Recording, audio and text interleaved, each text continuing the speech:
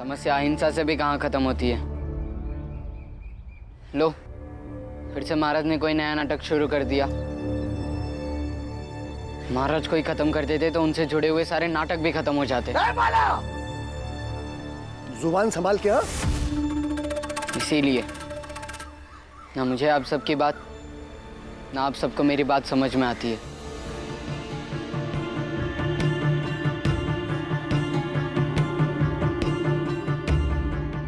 पर क्यों क्यों बुलाया क्यों है महाराज ने? अरे बोला ना एक बार। नहीं जाएंगे ये दोनों। नहीं आई, हम जाएंगे। विवाह क्यों? क्योंकि अगर किसी ने मिलने का प्रस्ताव भेजा है तो हमें मिलना चाहिए। देखे तो सही कि आगे महाराज क्या चाहते हैं। आप बाबा, हम जाएंगे। राम जी, मुझे तो लगता है कि महाराज ने कोई नई साजिश रची होगी। तुम दोनों पे कोई खतरा आ सकता है। पुरंजन, खतरा कहाँ नहीं है। भीम सही कह रहा है, हमें एक बार मिलकर आना चाहिए।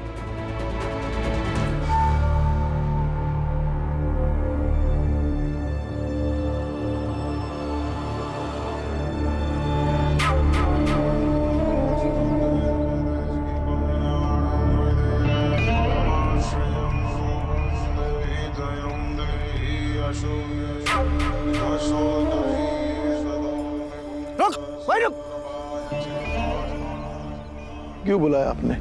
देखो, तुम लोगों को हमारे बीच उठने बैठने की मनाही है, तमाम पाबंदियां हैं। फिर अभी से हम सारी पाबंदियां हटा देंगे, लेकिन सिर्फ तुम्हारे परिवार के लिए। अब से तुम हमारे कुएं से पानी ले जा सकोगे और हम में से कोई भी तुम्हारे परिवार वालों को नहीं रोकेगा। लेकिन महाराज जी, अचानक इस हृदय परिवर्तन की वजह? तुम छोटी जाति में पैदा हुए हो, ये तुम्हारी बदकिस्मती है। और ये भी संभव है कि शायद ईश्वर से गलती हुई हो, और इसीलिए हम सब ने ये सोचा कि तुम्हें एक विशेष दर्जा दे दे। और वैसे रहोगे तो तुम छोटी जाति के ही, किंतु अपनी जाति के अन्य लोगों से थोड़ा ऊंचे रहोगे।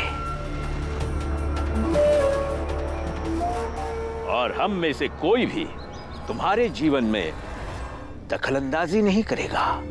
महाराज जी, आपके कुएं में से पानी लेने और आप लोगों के बीच उठने बैठने की कोई जरूरत नहीं है मेरे परिवार को। और सवाल रहा हमें खास बनाने का, तो मेरे और मेरे बाबा की लड़ाई सिर्फ हम दोनों की नहीं है, बल्कि हमारे पूरे जात की लड़ाई है। जो हमारे साथ रात रात भर जगे रहते हैं, पूरा दिन खड़े रहते हैं, संघर्ष करते हैं, उन्हें हम धोखा दे दें। और महाराज जी, भीमराव ये नहीं कर सकता।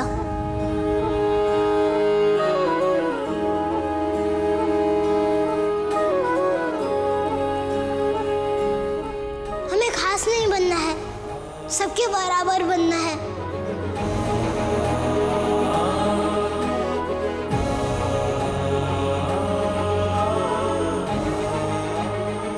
चलिए बाबा। राम जी, समझाओ भीमराव को। महाराज, आपको तो इसने समझा दिया, अब समझने समझाने के लिए बचा ही क्या है।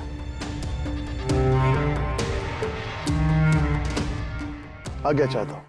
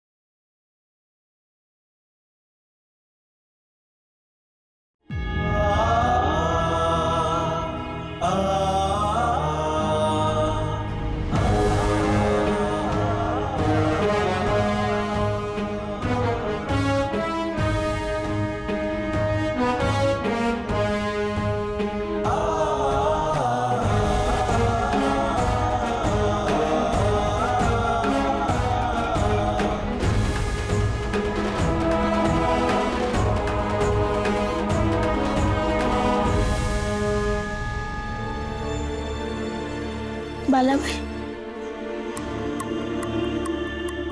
आई, भीम और बाबा कहाँ हैं? वो सर्वज्ञ महाराज ने बुलाया था ना उन्हें।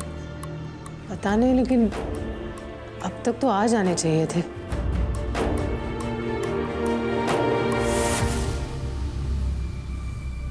किस लिए बुलाया था महाराज ने? ये बताने के लिए कि हम सब खास बन जाएं और हमारी जाति के बाकी के लोगों को हम उनकी तरह नीचा दिखने लगे। हाँ? और आगे से वो हमें अपने कुएं से पानी लेने से नहीं रोकेंगे और अपने बीच उठने बैठने देंगे।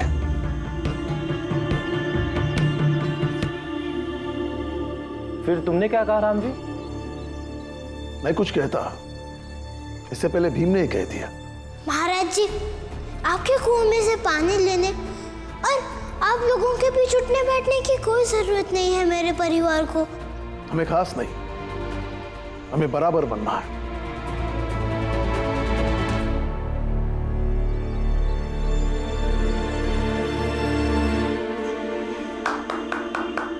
बिल्कुल सही किया भीम।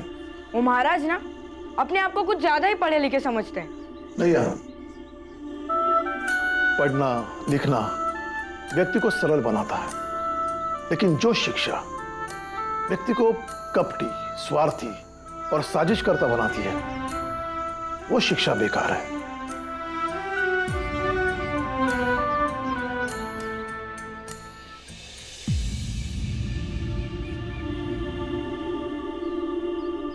भीमा,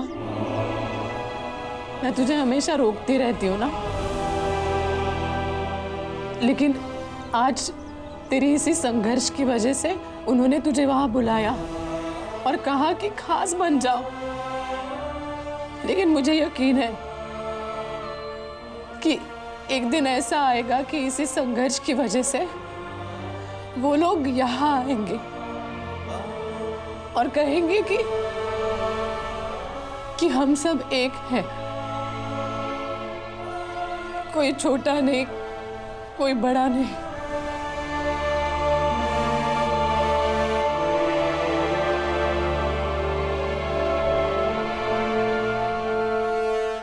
हाँ, तो इसी बात पर चाय पी लीजिए। बाबा? नहीं बेटा, मुझे नहीं चाहिए। आजा।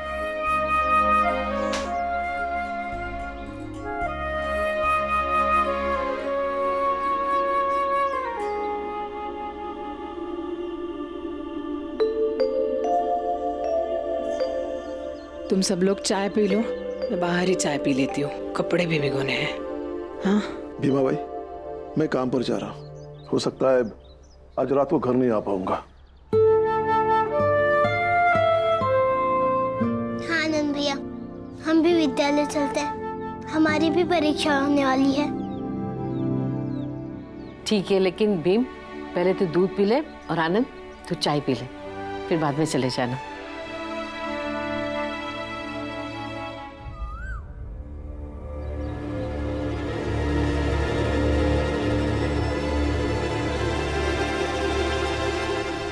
पुरंजन काका, हम महाराज के पास एक प्रस्ताव लेकर चलते हैं कि अब वो यहाँ आकर रहने लगे, तो हमारा भीमराव उन्हें प्रवचन देता रहेगा।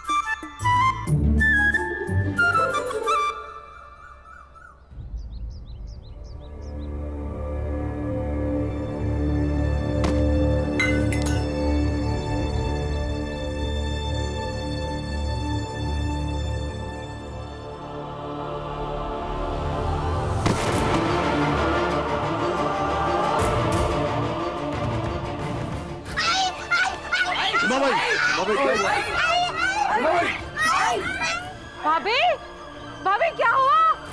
बाला, आनंद इसे वैद्य जी के पास ले चलते हैं। अरे कोई सुन क्यों नहीं रहा है? आई बेहोश हो गई है, उन्हें हम वैची के पास लेके जा रहे हैं।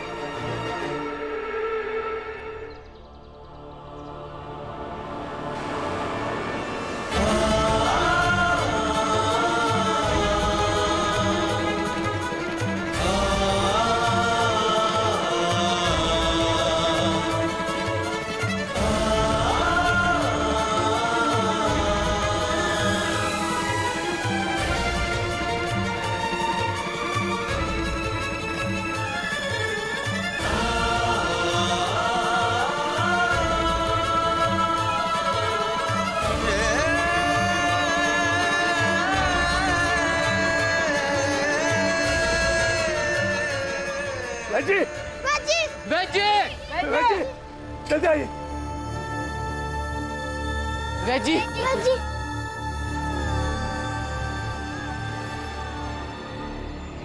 आई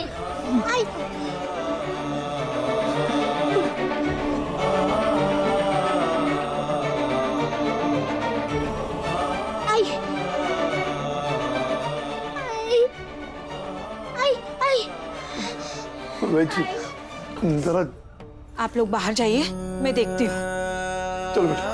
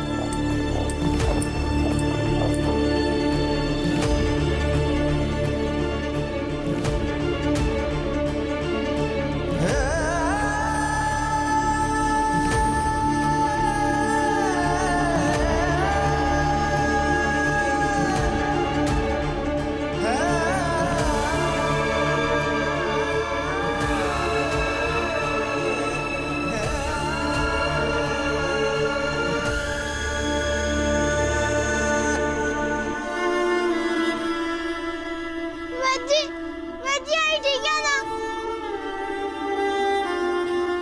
वैद्य बताइए ना आई कैसी है?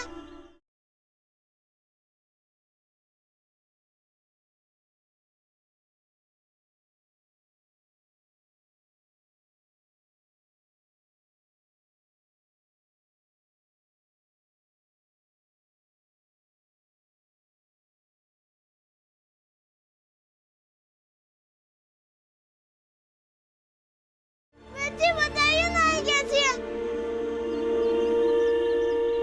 भीवा मैं ठीक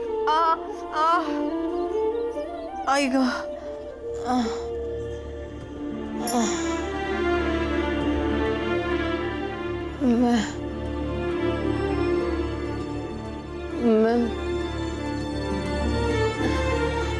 मैं यहाँ कब पहुंची?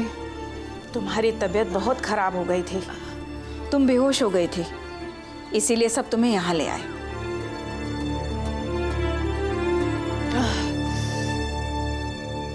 पापा पापा आप पूछिए ना वैद्य से आई ठीक है ना? वैद्य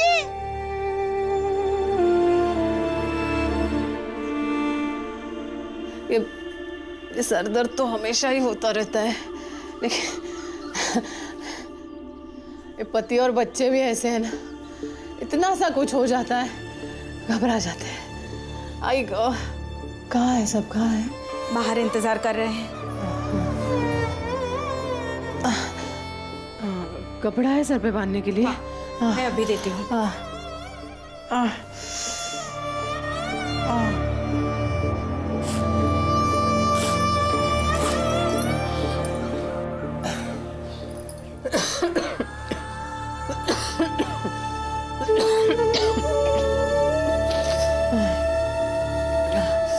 आई गो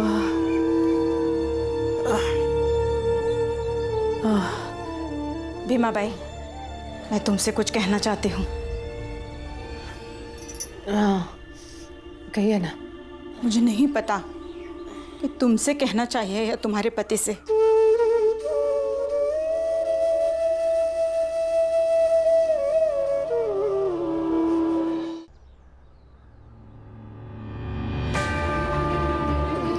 नहीं, आप मुझसे ही कहिए, उनसे नहीं।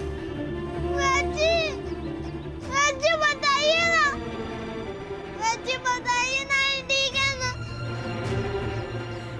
भीवा भी ना, जब तक मैं बाहर जाके नहीं कहूंगी ना कि मैं ठीक हूँ, तब तक चिल्लाता रहेगा और आपसे भी पूछता ही रहेगा, आई ठीक है ना, आई ठीक है ना। लेकिन तुम बिल्कुल ठीक नहीं हो और तुम ठीक हो भी नहीं सकती। तुम्हारे पास समय बहुत कम है।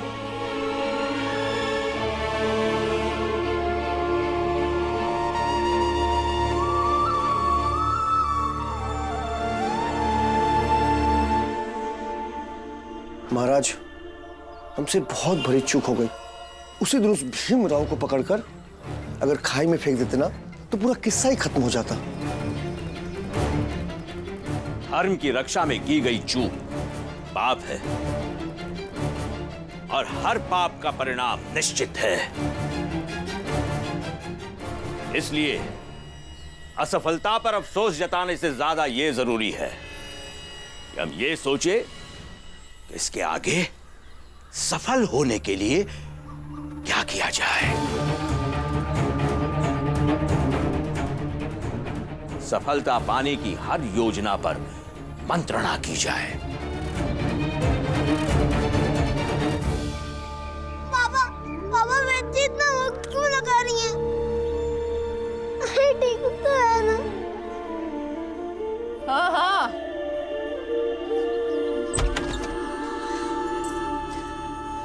ठीक हूं मैं। देखो, अरे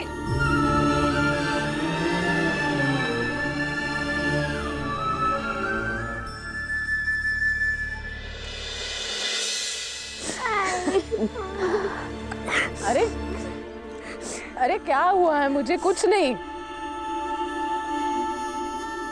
जी, मेरे घरवाली को क्या हो गया? अरे वही हमेशा का सर दर्द। लेकिन आई बेहोश कैसे हो गई? हर बार तो ऐसा नहीं होता है ना। हाँ तो हर बार से थोड़ी ज्यादा बीमार हूँ, बस इतना ही है। देखिए, मैंने कहा था ना आपको, ये है मेरा परिवार। इतना सा कुछ होता नहीं है तो सारे परेशान हो जाते हैं। वैद जी, आप आई को कोई ऐसी दवाई क्यों नहीं दे देते जिससे उनका दर्द जीवन भर के लिए खत्म हो जाए और आगे से वो बीमार ना हो? मनुष्य है तो जिंदगी में दर्द तो रहेगा ना। घर पर जो दवा है आई को खिला देना, आई ठीक हो जाएगी। हाँ चलो चलो। आई, आप भी ना अपना ख्याल रखा करो। ऐसे बार बार अपनी आई को वैद जी के पास लाना मुझे अच्छा नहीं लगता। हाँ ठीक है, चलिए। अब कह दिया ना वैद जी ने भी। चलिए, ठीक हूं मैं, चिंता मत कीजिए। चलिए।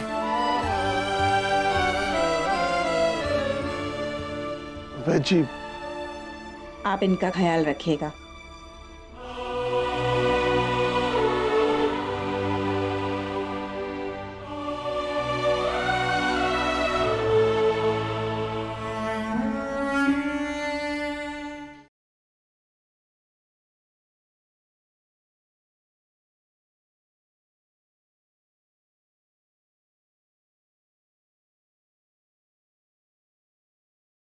तुम बिल्कुल ठीक नहीं हो और तुम कभी ठीक होगी भी नहीं।